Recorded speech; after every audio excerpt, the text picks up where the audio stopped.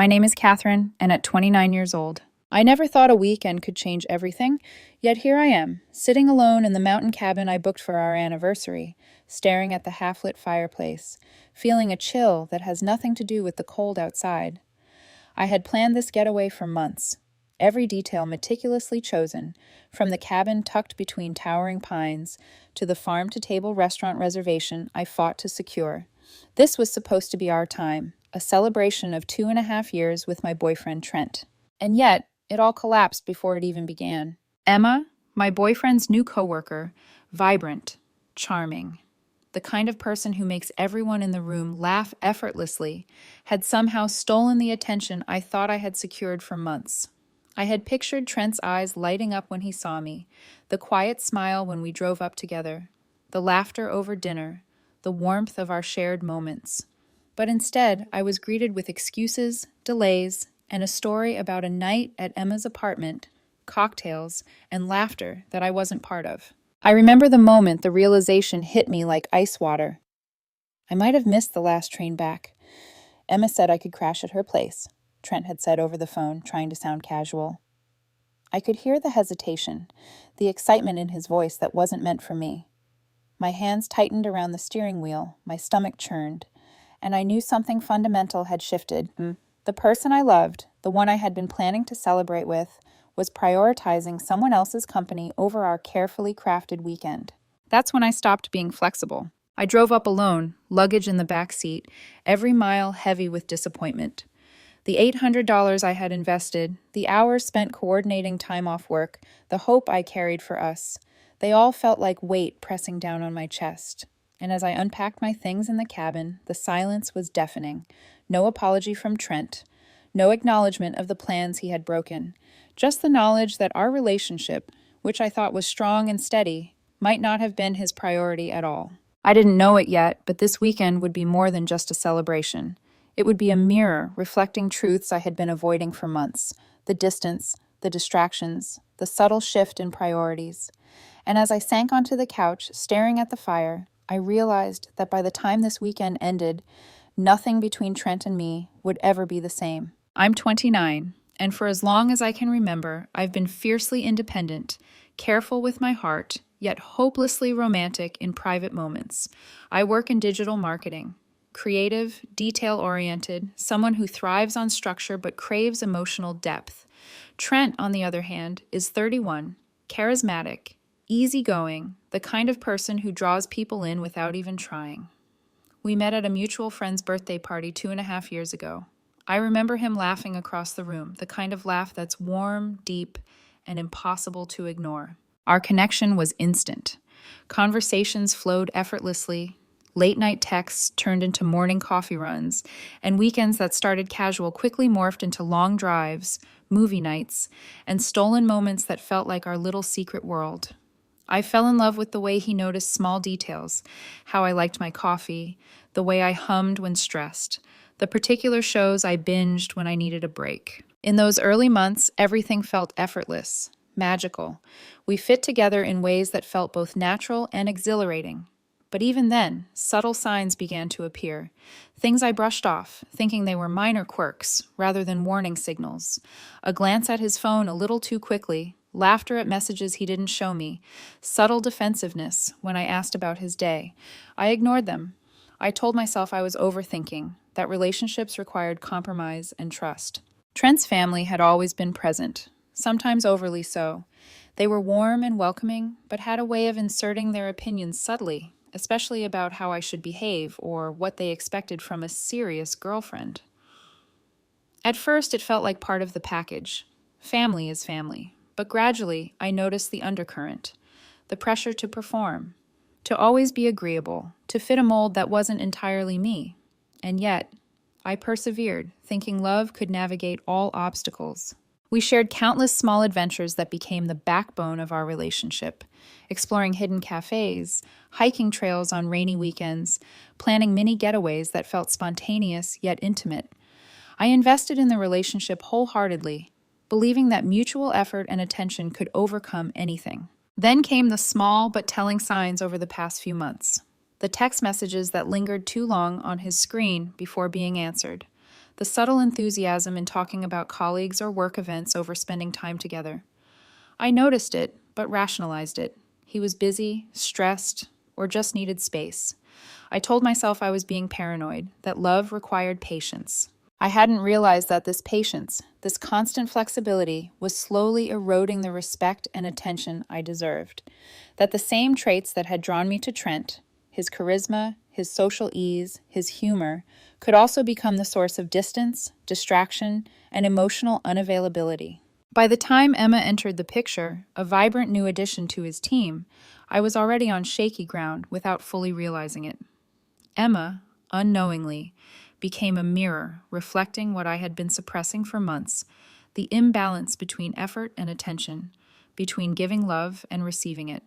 And now, here I was, standing at the edge of a weekend meant to celebrate us, facing the reality that love isn't always enough if the other person's priorities have shifted. It started subtly, the way most cracks in a relationship do.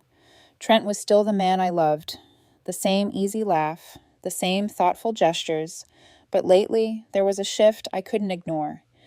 It wasn't dramatic, just off. Texts that took longer to reply, moments when he seemed distant, distracted, like he was mentally somewhere else while sitting across from me. At first I chalked it up to work stress, new projects, or fatigue. I wanted to trust him, to believe that love and history could weather minor storms. Then came the after-work events. Emma's name appeared more frequently in conversation, almost casually, with anecdotes about inside jokes, team bonding, and funny incidents at the office. I smiled, listened, asked questions, but inside a flicker of unease grew.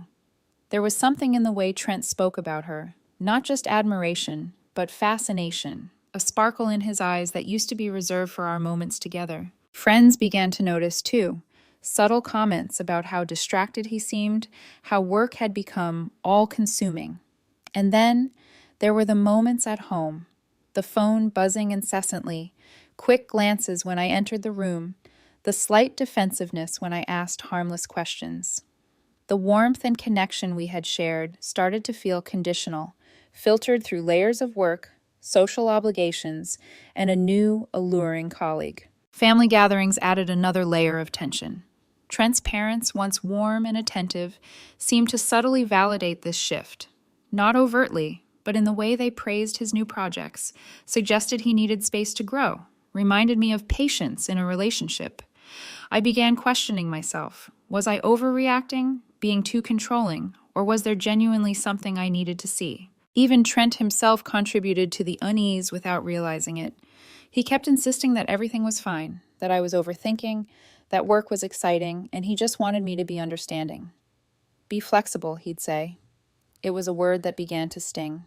Flexible when our anniversary plans were shifted, flexible when our conversations were interrupted by constant work messages, flexible when intimacy and attention became optional. Late at night, I'd replay every interaction, every laugh, every story about Emma.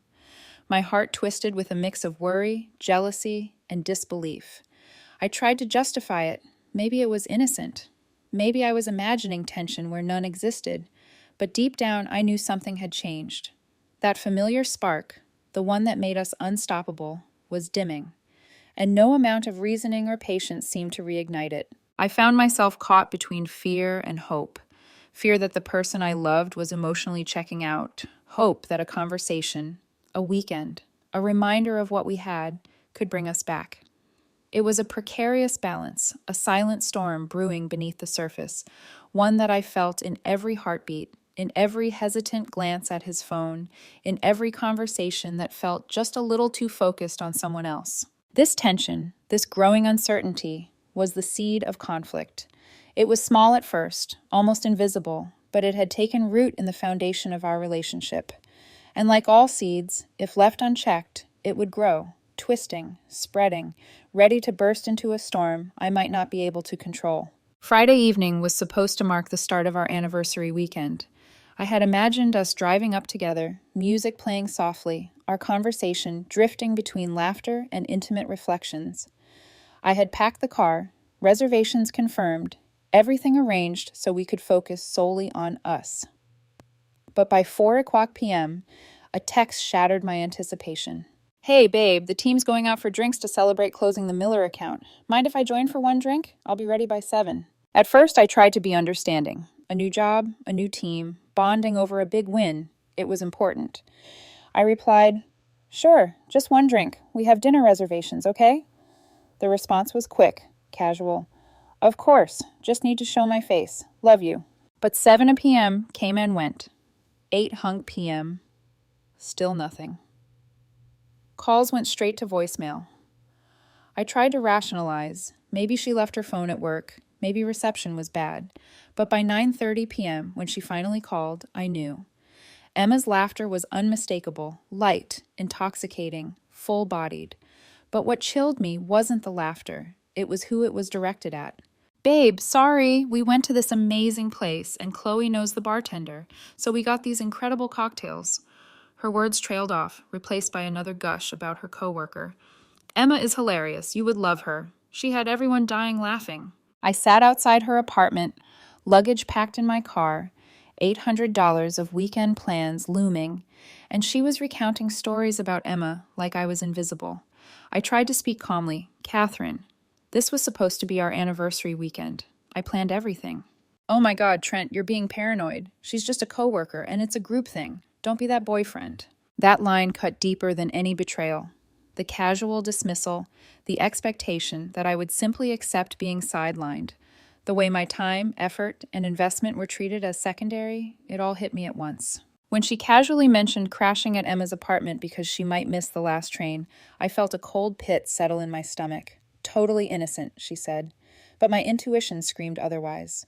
The way she spoke about Emma, her attention, her excitement, the intimacy in her stories, felt like a quiet, steady erasure of the bond I thought we shared. I ended up driving home alone, canceling our dinner reservations, staring at the ceiling, wondering how months of effort, planning, and love could be so casually disregarded. Her text at 2:00 a.m. Emma's place was so cool, can't wait to tell you about everyone tomorrow. Love you. Was the final punctuation. Love? Was that really love if our anniversary, our carefully constructed plans, were treated as background noise to a new, exciting friendship? That night, I realized something painful. I had been ignoring months of signs, brushing off my discomfort, compromising endlessly to maintain peace. But peace, it seemed, had a price, my own worth and attention. I had been flexible, patient, forgiving, and now my love and effort had been weaponized against me, treated as disposable. This was the turning point, the moment I understood that this weekend, and perhaps our relationship, was no longer about mutual commitment. It was about her choices, her priorities, and the growing emotional distance between us. And in that quiet, lonely night, the truth settled in. Nothing would be the same after this. I didn't sleep that night. Not really. My mind replayed every detail, every laugh, every casual mention of Emma. I sat on my living room couch, the soft hum of the city outside, a stark contrast to the chaos inside me. My heart felt heavy, tight, as if it had shrunk under the weight of months of overlooked signals. I had loved Trent with everything I had, and yet, the way he had prioritized someone I barely knew over me cut deeper than any argument, any betrayal I had ever imagined. I couldn't help but question myself. Had I been too flexible, too forgiving? Had I ignored the subtle cues that pointed to this emotional drift? Each memory, the delayed texts, the distracted conversations, the way he lit up talking about Emma, hit me with fresh intensity.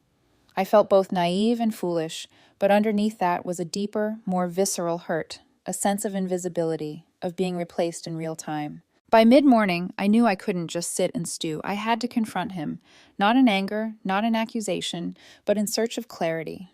I needed to understand what this weekend meant to him and what it meant to us.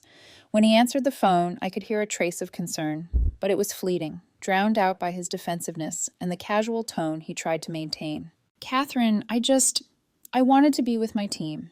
It's nothing, really. I'll drive up tomorrow, okay? His words, meant to reassure, felt like sand slipping through my fingers.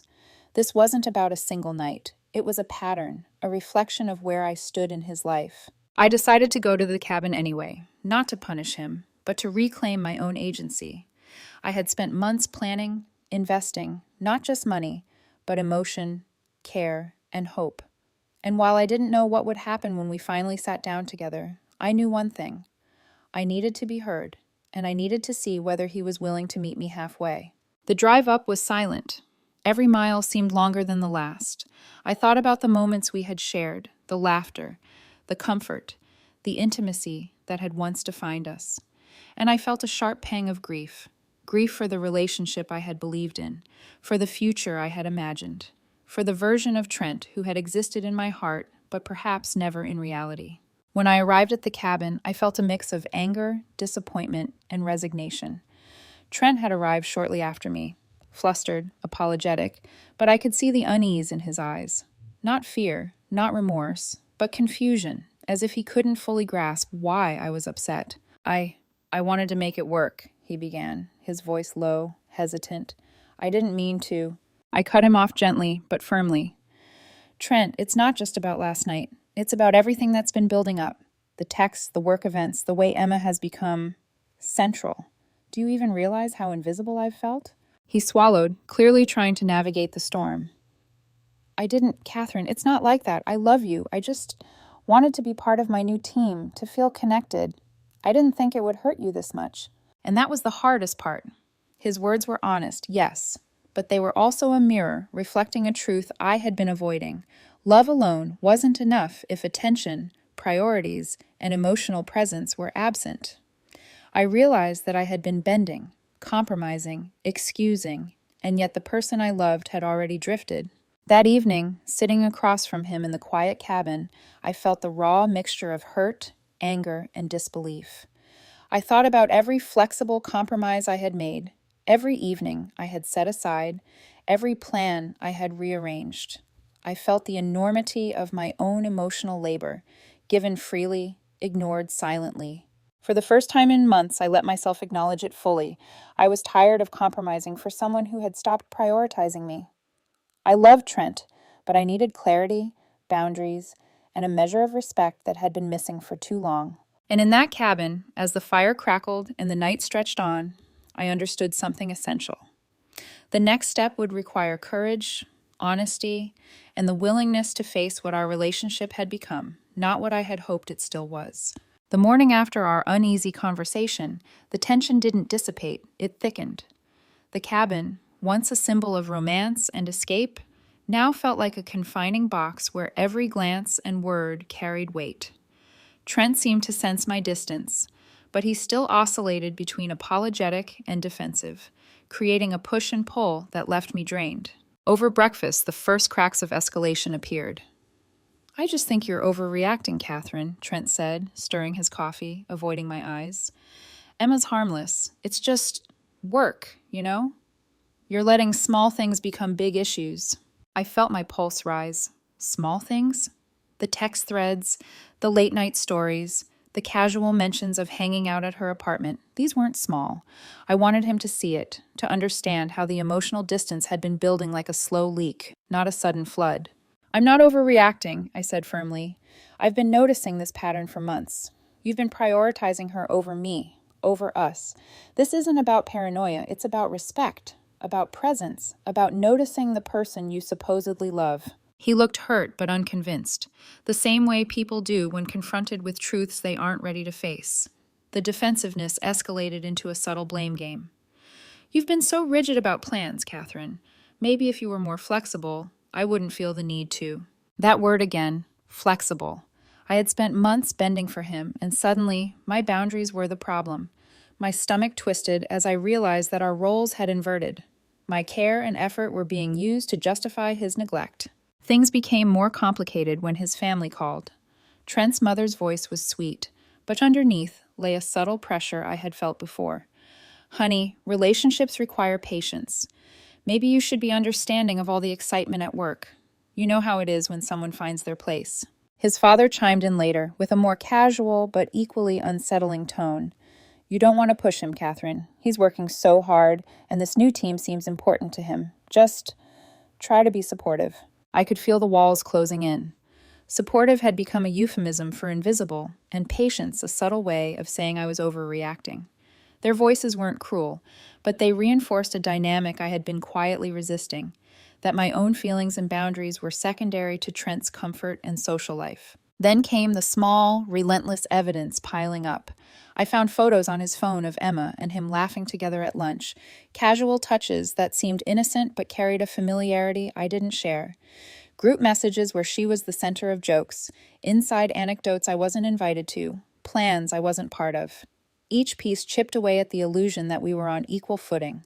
Arguments erupted over minor things: the TV remote, the music playlist, where to eat dinner. But under the surface, these fights were about much more than mundane choices. They were expressions of frustration, hurt, and the widening gap between us. I realized I was no longer negotiating about meals or trips. I was negotiating for my own significance in the life of the man I loved. Through it all, something inside me began to shift. Where once I had compromised, excused, and accommodated, I now felt a growing clarity, a quiet empowerment. I started recognizing patterns I had ignored: his distracted gestures, the way his laughter tilted toward Emma, the subtle but consistent prioritization of his new social sphere over our shared history. By the third day, the escalation had reached a tipping point. A minor argument about where to have lunch turned into a confrontation where everything came to the surface: my disappointment, my hurt, my sense of invisibility, and Trent's defensiveness and justifications. Words flew, some harsh, some trembling with vulnerability. "You don't get it," I shouted, frustration finally breaking through my controlled exterior. "It's not just about dinner, or the weekend, or even Emma. It's about every time I've given, every time I've adjusted, every time I've been patient while you treated my love like a background soundtrack." Trent's face paled. Catherine, I didn't mean to." "Doesn't matter what you meant. Actions are louder than intentions, Trent. And your actions have been screaming that I'm replaceable, invisible, secondary to your fun, your friends, your new team." The room went silent. The fire crackled, the only sound filling the heavy space between us. He finally looked at me, really looked, and I saw the flicker of realization, but also confusion, frustration, and resistance. In that moment, I felt something profound, a recognition that the power dynamic had shifted. I no longer needed to accommodate his choices, his social life, or his distractions.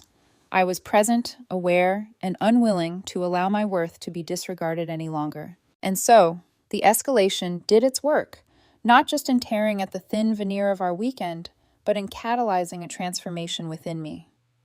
I began to see my own boundaries, my own strength, and my right to demand reciprocity in love and respect.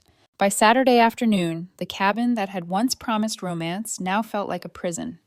I sat on the deck, the mountain breeze brushing my face, but it did nothing to soothe the storm raging inside me. My hands trembled slightly, a mix of anger, fatigue, and heartbreak. The beautiful sunset I had envisioned sharing with Trent felt like a cruel joke, the colors vivid, mocking the dull ache in my chest. I felt utterly alone, not just physically. Trent was there, but emotionally, I had never felt more isolated. Every glance he threw at his phone, every casual mention of Emma, every laugh that didn't include me, deepened the chasm between us. I kept asking myself, how did I become invisible in my own relationship?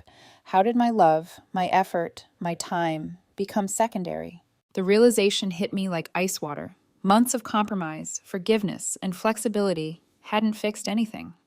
They had only allowed him to drift further without consequence.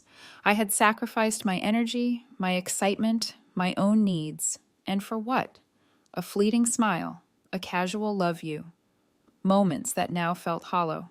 Tears stung my eyes, unbidden, as I traced back every small compromise. The canceled plans for his work events, the late-night texts I didn't send, the quiet support I offered while he immersed himself in new friendships. Each memory was a reminder that I had been bending myself into someone who no longer existed in his world. I tried talking to him again, softer this time, hoping he would finally understand. "Trent, I need you to see me.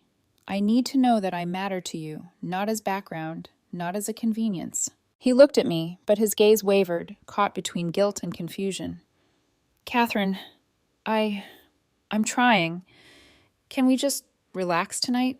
Maybe the hot tub, some wine?" It felt like a slap. Relax? After everything?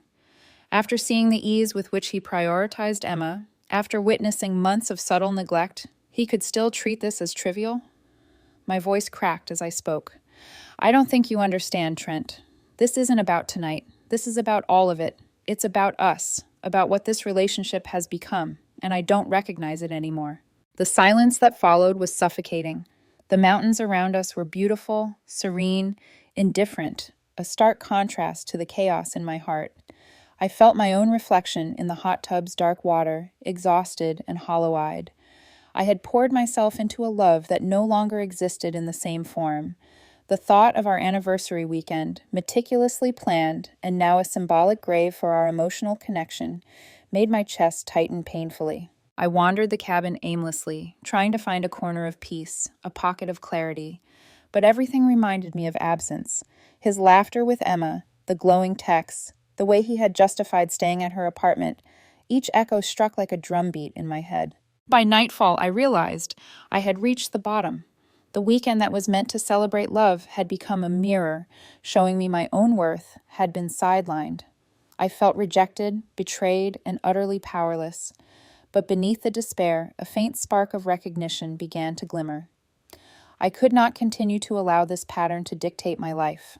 I could not let someone else's choices define my value. The darkness was suffocating, yes, but it was also necessary.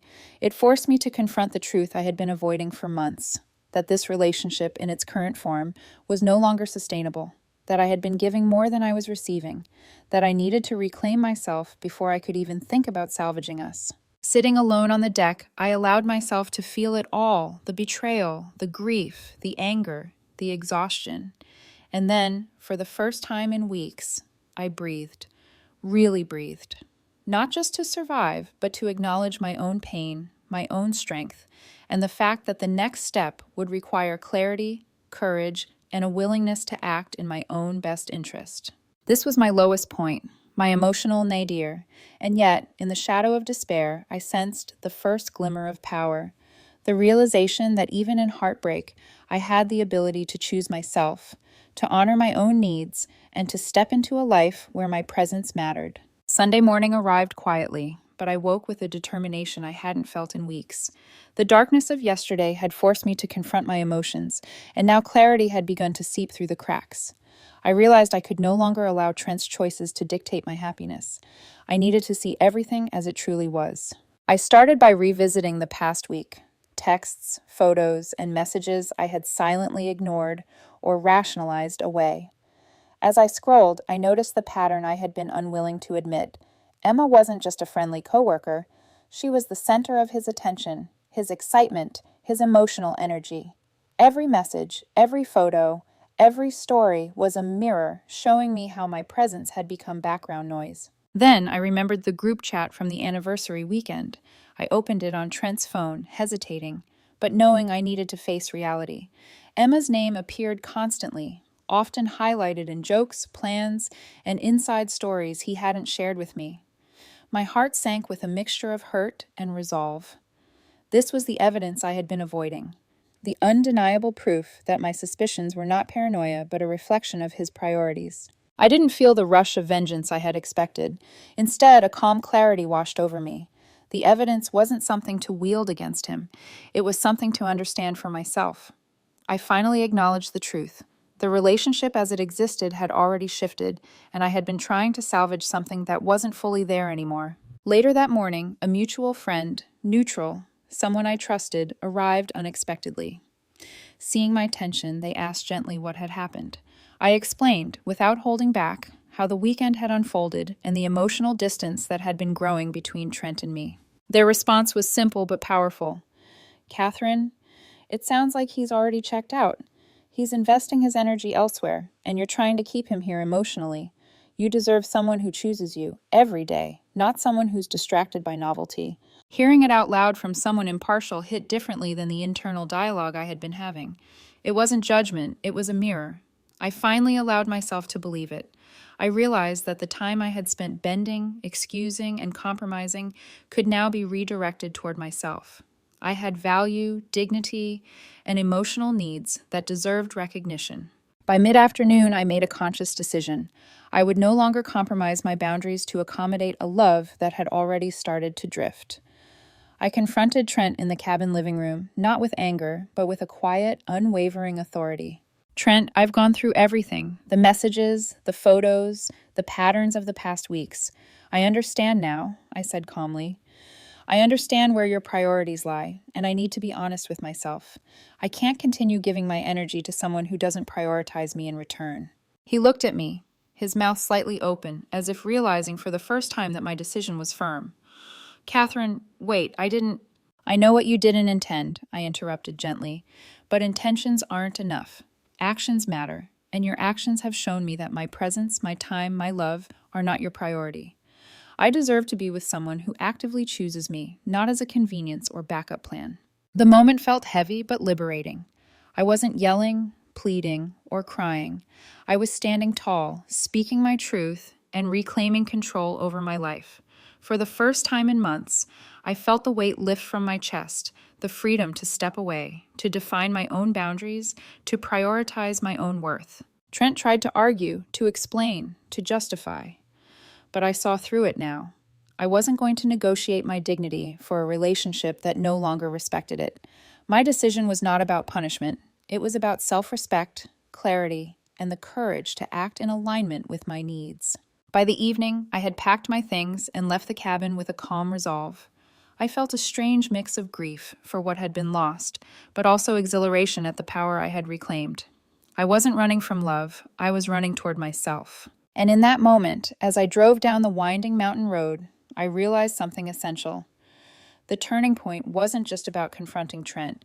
It was about confronting myself, acknowledging my worth, and choosing to act in a way that honored it. Returning to the city after the emotionally charged weekend, I felt a calm I hadn't experienced in months.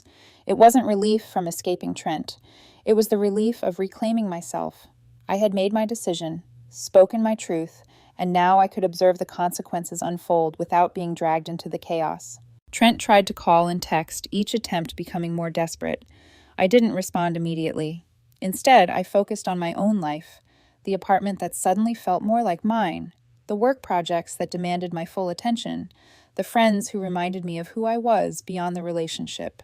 By taking this space, I allowed the ripple effects of my departure to settle naturally. Word reached me quickly of the subtle shifts in Trent's social circles. Emma, who had been at the center of his attention, suddenly found herself facing awkwardness from coworkers who sensed the tension.